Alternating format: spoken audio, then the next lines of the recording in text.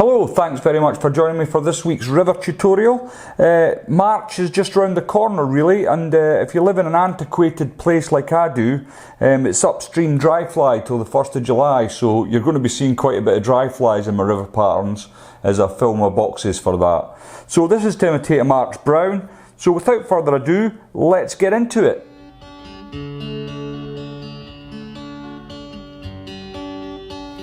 Okay, in the vise we have a Hanak H333 barbless hook at size 12. It's a fine wire hook for dry fly, and this week this is it. This is the big one. I'm going to do it. I've got a new fancy whip finish tool and I'm definitely going to make it work, but that's later on. So the thread I'm going to be using today is the Simpson Nano Silk, and it's in brown. And as with all these sort of silks, I'm just going to put the slightest of touches of super glue on the shank of the hook, and I'll use the silk just to spread that up and down the shank. Now I just find this is the best way to bed this thread in. It's much better than putting wax on. It just does the job. So I'm going to bring my thread right the way around the bend and remove my waste piece.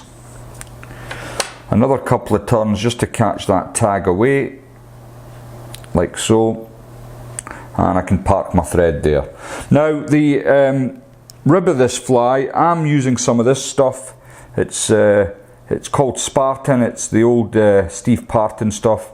Not available anymore, but Vineyards do something called Buzzer Wrap, which is very similar. It's not quite as tough as this, but it is of the same ilk and it should serve you well. So I've already taken a little piece off the coil.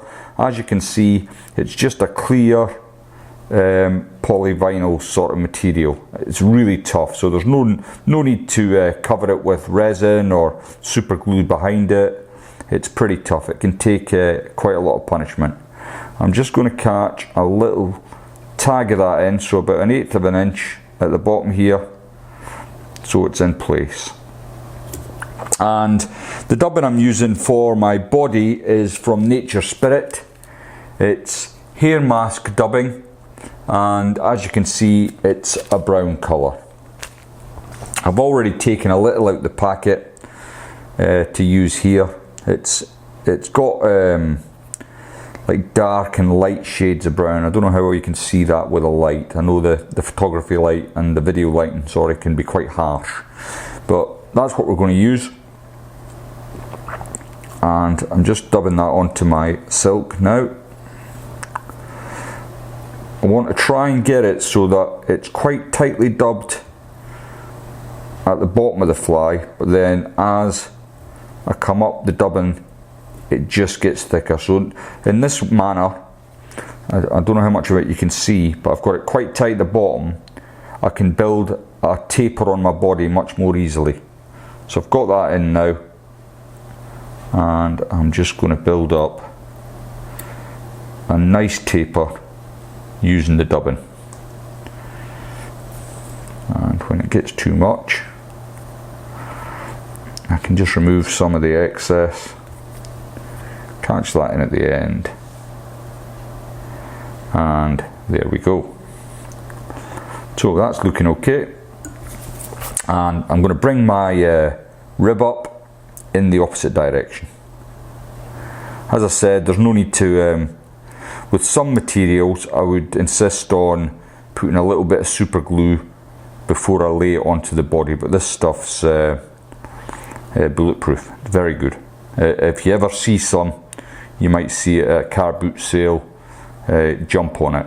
I remember when I got this, actually the guy had about 4 spools and I bought the lot because I knew it would be hard to come by. But the Vineyard stuff, I've got that as well. It's pretty good. So I've just secured my rib in place there, and what I'm going to do next is come in with my dubbing brush while holding my thread down. I'm just going to pick out some of the dubbing from between the rib.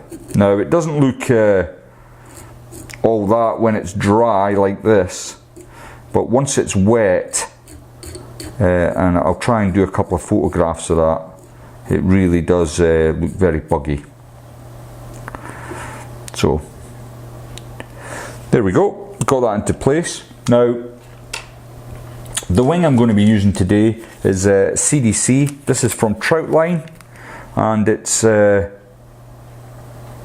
top grade, and it's in brown, if you can see that. And I've selected 4 feathers from the packet, and what I've done before I've brought it onto camera here, I've married up the tips, and what I want is the tips to protrude roughly about 1.5 centimeters over the front of the eye of the hook. So just catch that in with a pinch and loop, and once I'll have a quick look at that, yep, happy enough with that.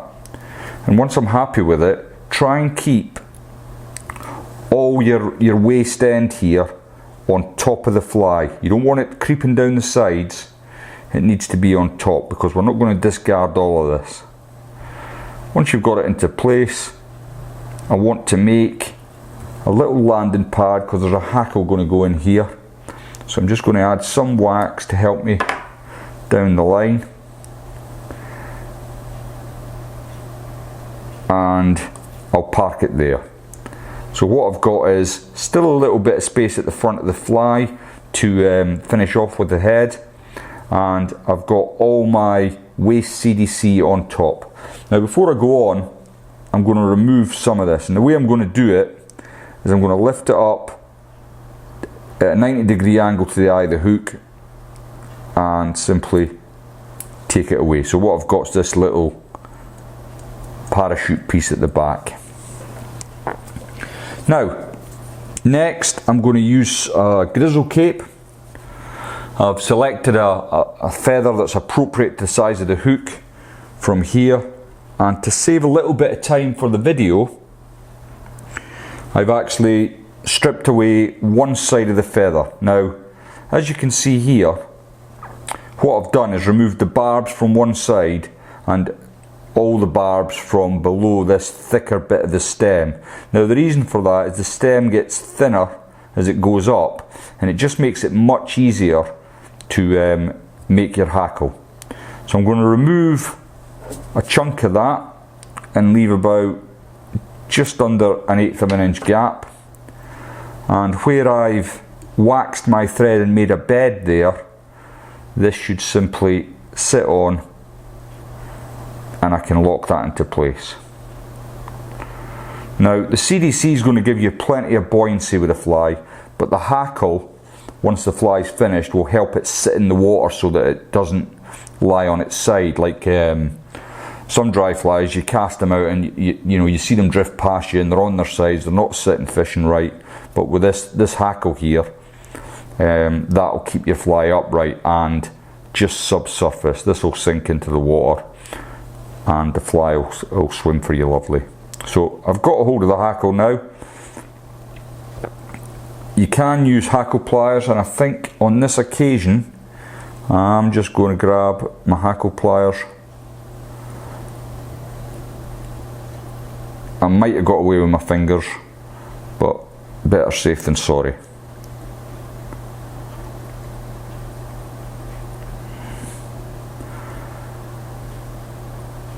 And just taking my time,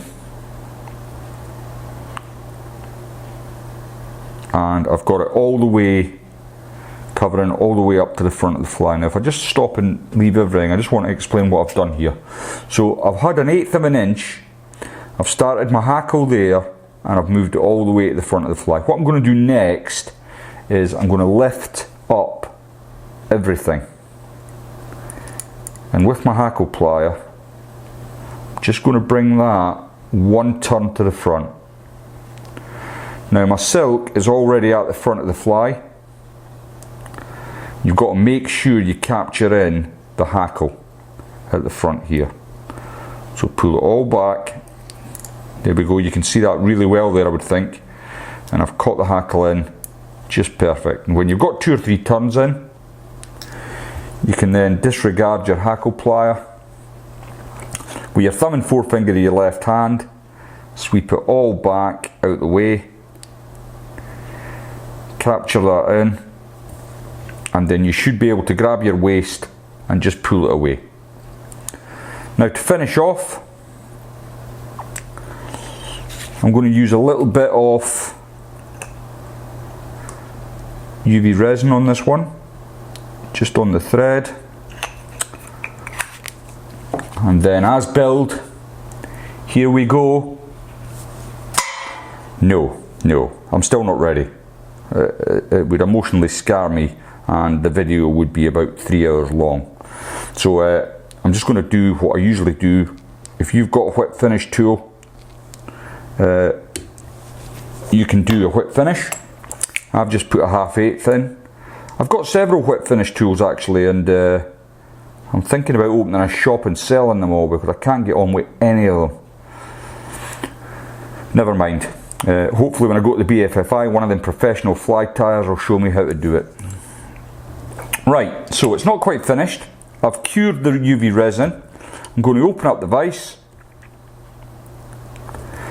invert my fly, and then lock it off. So what I want to do is just flatten out the bottom here, because what I want the hackle for is to steady that fly. So these hackles at the bottom would just cause it to sit on its side, but if you trim them, and I don't know if you can see the footprint here, I'll just open it up. That's what you get.